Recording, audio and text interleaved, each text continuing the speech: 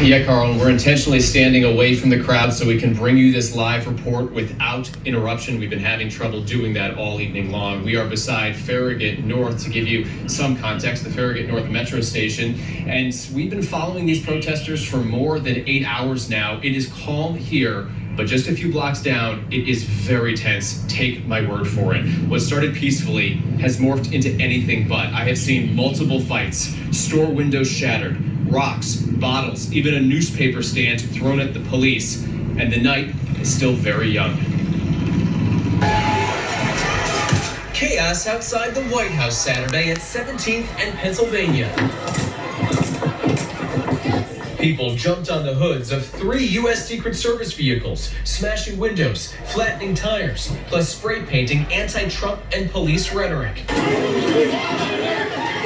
Officers with plastic shields and wooden batons forced protesters back, all to keep a wider perimeter around the White House grounds. Several protesters washed out their eyes, seemingly from some sort of chemical that was fired into the crowd. Today's protest started around 2:30 beside the U.S. Capitol reflecting pool.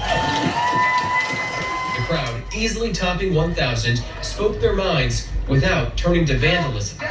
During a press conference this afternoon, D.C. Mayor Muriel Bowser stated violence is not the answer. I call upon our city and our nation to exercise great restraint, even while the president tries to divide us. Hallelujah, hallelujah, hallelujah. Our power, we know, is in peace, in our voices, and ultimately at the ballot box. Well, this is disappointing. Since we were in our live intro about a minute and 30 seconds ago, a fire has broken out here along I Street.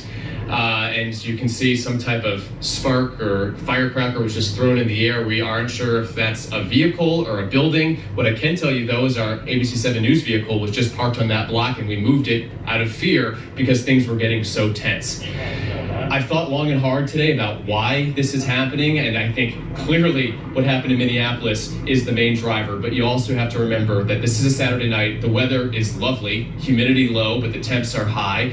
People have been out of work, stuck in their homes, and I think all of this is coming to a head, and it's going to be a long night for the district.